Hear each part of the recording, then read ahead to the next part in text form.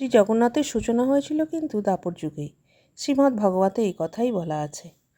সেটা কীরকম না, মথুরায় তখন শ্রীকৃষ্ণ এবং বলরাম চলে এসছেন, বৃন্দাবন ছেড়ে এসছেন অনেক দিন, কিন্তু ব্রজলীলার মধুর তথ্য ওখানকার অন্তঃপুর বাসিনীদের খুব জানার ইচ্ছে, এবং একথা একমাত্র বলতে পারেন বলরাম জননী রোহিণী দেবী।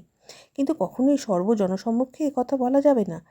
তো একদিন স্থির হলো যে সে কথা রোহিণী দেবী বলবেন। তো রোহিণী দেবী বলতে শুরু করলেন অন্দরমহলে, এবং দ্বারদেশে পাহারায় রাখলেন কৃষ্ণ ভগিনী সুভদ্রাকে। তো কেউ যদি এসে পড়ে, এমনকি শ্যামসুন্দর এবং বলরামও যদি এসে পড়েন, তো তাকে আটকাতে হবে সুভদ্রা দেবীকে। এদিকে শ্রীকৃষ্ণের রূপমাধুরীর বর্ণনাত্মক বিশ্লেষণ শুনে সুভদ্রা তন্ময় হয়ে গিয়েছেন।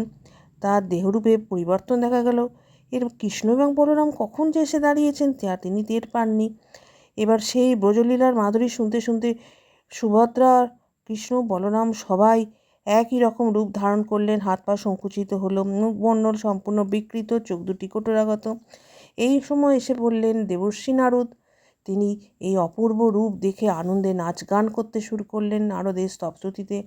এরা বোধশক্তি ফিরে পেয়ে আবার পূর্বের অবস্থায় পৌঁছে গেলেন। নারদ দেখলেন এই সুযোগ, তিনি বর প্রার্থনা করলেন যে সর্বজনসমক্ষে আসা উচিত।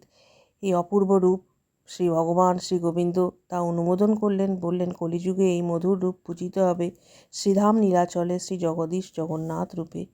এর অনেক বছর পর অবশ্য শ্রী ইন্দ্রদ্যুম্ন বিশ্বকর্মাকে ডেকে এই বড় মন্দির তৈরি করান।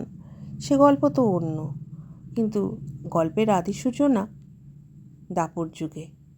তো ভিডিওটা ভালো লাগলে একটু প্লিজ সাবস্ক্রাইব করবেন।